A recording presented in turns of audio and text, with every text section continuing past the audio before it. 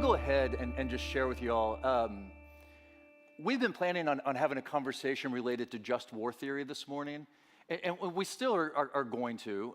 There's been a lot of exchanges in recent weeks between the Pope and the current administration related to the war in Iran. And we kind of wanted to unpack a little bit of what is just war theory, because we're hearing a lot of different folks talking about it, including folks like J.D. Vance or Mike Johnson, in a lot of kind of like heated exchanges with the Pope, who obviously is speaking out of a deep tradition of Catholic social moral theory. So we want to unpack some of that. But we're also mindful of what happened last night in D.C. With the gunfire and what looks to be attempted assassination. And we just recognize the gravity of that, and we want to address some of that too. So we will say a bit about that in relationship to our conversations this morning, really on violence. So if we were to look at like the classical teaching of just war theory, the Pope, as a representative of the Catholic Church, works out of a tradition that goes back even further than St. Augustine. St. Augustine was an early leader in what is now known as, Christianity. And whenever the concepts of just war theory were developed, and they've been shaped over the years, it didn't just begin with Christian thinkers. Augustine was in conversation, for example, with like Cicero before even Christianity was a thing. But some kind of basics that describe when a war is just, in other words, when it's appropriate to use violence. And there are kind of like four things that time and again people will name. So the first of those is that it has to be a last resort. All other peaceful means to resolve whatever situation you're in have to be exhausted. So it has to be a last resort. That's principle number one. Secondly, it has to be self-defense. In other words, do not initiate, do not start the violence. It has to be self-defense. Third has to do with proportionality. Like if someone has harmed you, then you can only respond to the degree that is in proportion to the harm that was caused. This is where that idea of like an eye for an eye and a tooth for a tooth come into play. So you might remember from the Hebrew Bible, Jewish scripture, there's that idea like, an eye for an eye, a tooth for a tooth. That means like if somebody takes your eye, you only take the eye of the other. You don't take also their tooth, their arm, you don't kill their life. An eye for an eye, a tooth for a tooth. In other words, proportionality to the harm inflicted. One's response should never exceed the harm that's been inflicted. And fourth, there has to be like a reasonable chance for success. In other words, don't just cause bloodshed if there's not a reasonable chance for some sort of resolution. So those are like the four principles of classic just war theory. But I think it's important to point out that even those who are advocating for just war, or will talk about just war, from the classical kind of approach, it's never viewed as a good. It is never viewed as a good. It is viewed as a last resort and the least bad of all bad options. And so St. Augustine, for example, was quick to point out that with war being the least bad option, human beings should never celebrate it. Human beings should never celebrate it. And so that's kind of like just war in a nutshell. I don't think war is just, ever. So I'm just going to lay out my reasoning for thinking that. I know these stools are not made for someone wearing a boot. Anyway, I cannot find a way to get comfortable in here, but anyway.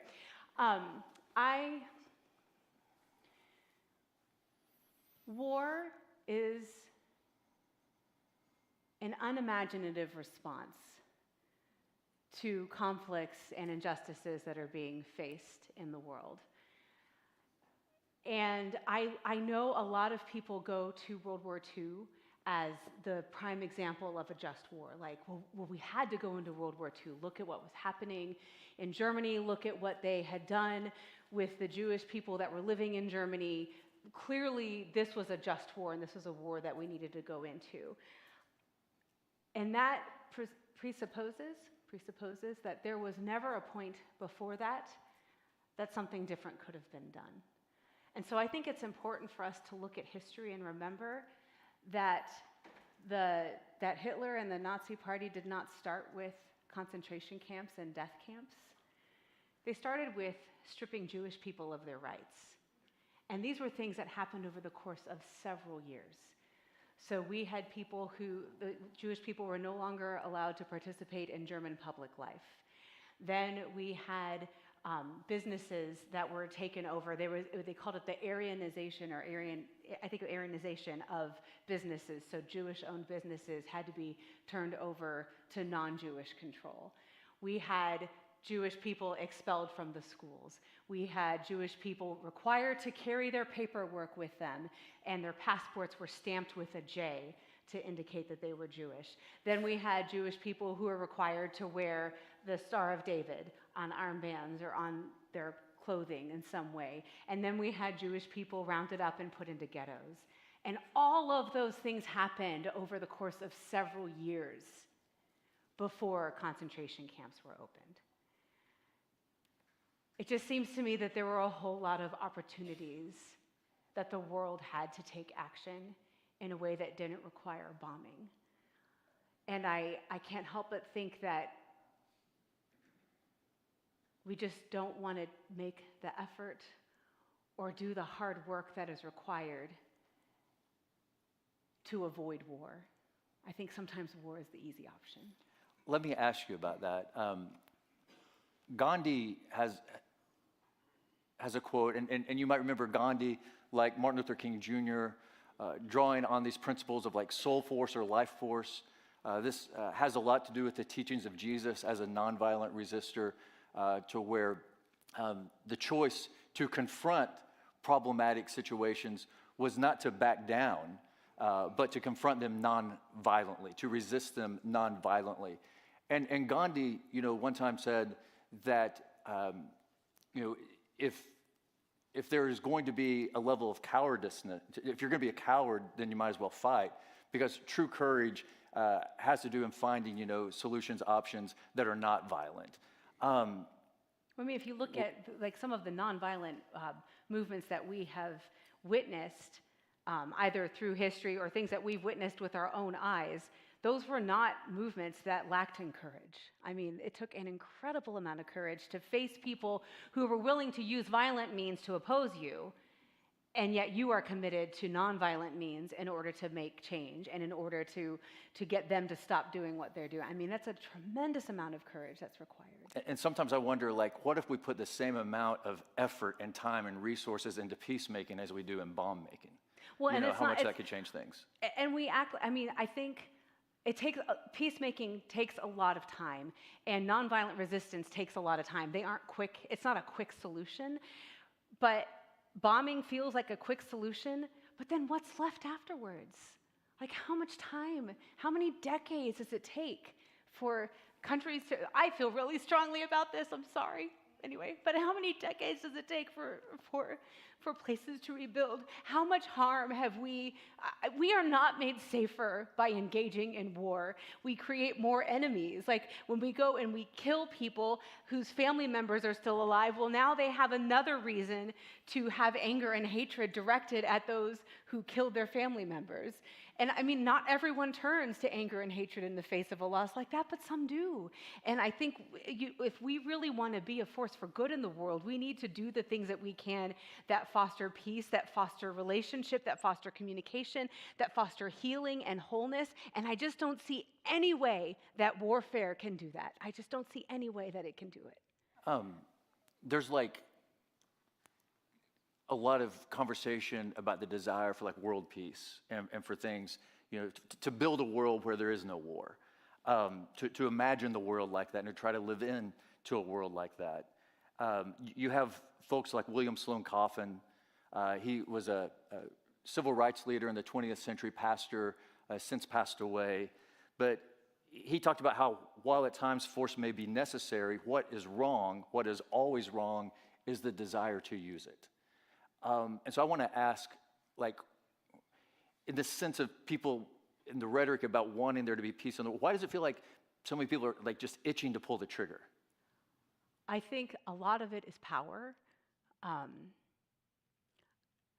I just keep thinking of the ways people talk about those.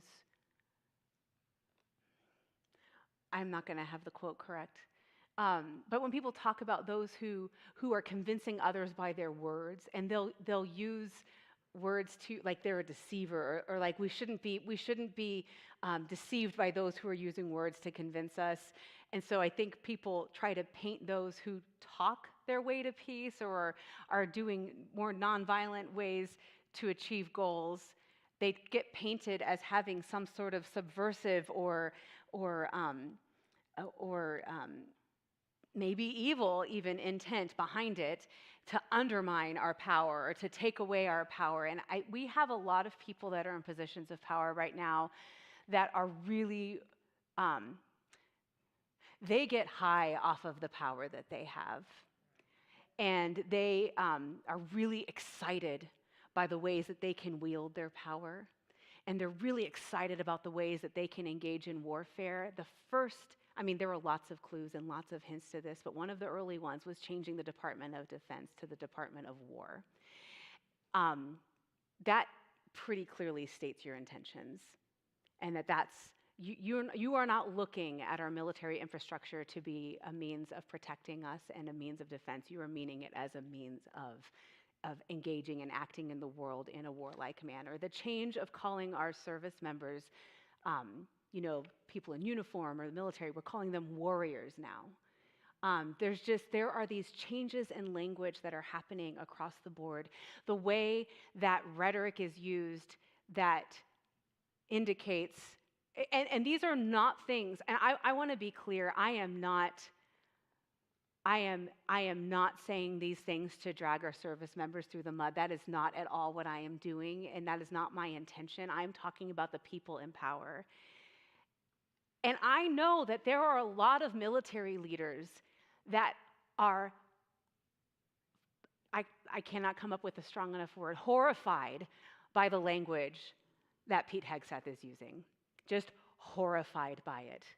There are people that are serving in our military that cannot believe that we have leaders speaking like this, that we have leaders who are talking so cavalierly about bombing places, about bombing all civilian infrastructure, about bombing civilizations out of existence. That is not only is that not the way we talk, but the fact that those words are even coming out of a person's mouth betrays the way that they look at other human beings, that they do not value those other human beings as worthy of life. And so I don't know what it is that drives that impulse. There are so many things. If I were to do a psychological study of what is behind this, just when you hear the rhetoric of talking about we've got people that are in positions of power that feel like men are being demeaned because they don't recognize that you can have other people who are not men have equitable access without taking away access from men, but that's not the way they perceive it. And so we have a whole lot of people wanting to, gin up their testosterone and act out of that and just swing their power around in ways that make everyone know that they're in charge and they're the ones that we should listen to. And they want to scare people. They want to strike terror on people's hearts and control people by those means. And it's just completely 100% against the things that I have learned as a person of faith. The other thing that's so troubling to me is the way it's getting cloaked in religious language. I know the Secretary of Defense is using religious language to talk about the actions that are being taken. You know, and then when we have religious leaders who speak out against that, they say, oh, they shouldn't be getting into politics. What? The Pope has the authority to say with theological conviction that war is wrong and that is a sin. I, as an ordained minister in the Christian Church Disciples of Christ with a Master of Divinity who studied these things, when I went to seminary, it was when we were fighting the Iraq War. The focus of my seminary degree was nonviolence because of that. So I spent a lot of time digging into nonviolent movements and recognizing the ways that it was rooted in Jesus. You know where Gandhi got some of the ideas that he had for this nonviolent movement in India? From Jesus. I mean, so Jesus was rooted in living and acting in nonviolence. So to hear people taking religious texts to bless the violence that's happening, people that are want to take the name Christian, using that language to bless violence and bless warfare, just makes my skin crawl. I will never understand how you can use all the religious language you want to try to justify your warfare, but as soon as a religious figure like the Pope steps in and says, no, leave your religion out of politics. I don't know how those two things go together. They can to justify. And, I don't know if this is where I should share this story or not, but we were talking about things that are, I really think a lot of it is a lack of imagination and an unwillingness to put the hard work in of really trying to engage in peace and in negotiation. I mean, let's have a conversation about the fact that we also pulled out of an agreement that was supposed to ensure that Iran didn't get a nuclear weapon. So I feel like they didn't even, there wasn't even an interest in pursuing a peaceful option or a negotiated option. War was the option they wanted to turn to. I don't know if any of you watch The Daily Show, and I shared this on my Facebook page a couple of days ago, but Jon Stewart interviewed Aziz Abu Sarah and Maoz Enan. So Aziz is a Palestinian his brother was killed and was beaten and detained and ultimately died from his injuries by Israeli soldiers. And Maoz his parents were killed in the October 7th attacks. They were some of the first people killed in those attacks. And these two men have joined together to start an organization for peace in the midst of this. So these are two men that have lost incredibly, and they are pursuing peace. They don't, Maoz talked about how they were sitting Shiva after his parents' death, he and his siblings, and on the second or third day, his youngest brother said, we need to commit as a family to not act in revenge, and to act in peace, and to live our lives that way and not seek revenge in the face of this. And so they talk about some of the work they did. And Aziz tells this story. So they had a parents' meeting or a parents' committee that came out of the organization. And his father, he invited him to come to one of these peace meetings. And he was really opposed to what Aziz was doing because one of his sons had been killed and just was worried that somehow Aziz was going to be arrested and detained and the same thing might happen to him. And so they're at this meeting. We have Israelis and we have Palestinians. And Aziz's father raises his hand and says, so I have a question. This Holocaust thing that you guys talk about, did it really happen? And the air just got sucked out of the room. And Aziz is like, they're going to fire me. Like, they are not going to want me to lead this work because clearly my father doesn't understand. And there was another man who was in the room that was a friend of Aziz that said, my father was in Auschwitz. I don't expect you to believe something that you have never learned about. So I want to take you to the Holocaust Memorial so that we can learn about this and you can decide for yourself. And so he took Aziz's father, and 70 other Palestinians decided to go as well. And so they went and visited the Holocaust Memorial. It was an entire day that they spent here. Lots of tears, lots of hurt and anger and difficult things, difficult conversations that were happening in the midst of this. It was really, really hard.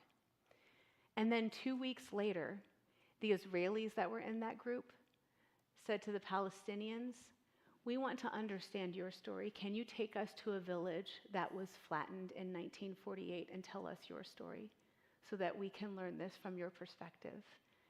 Recognizing that we come from things with different narratives and different stories that don't align at all, and we don't know how to make those two opposing narratives make sense.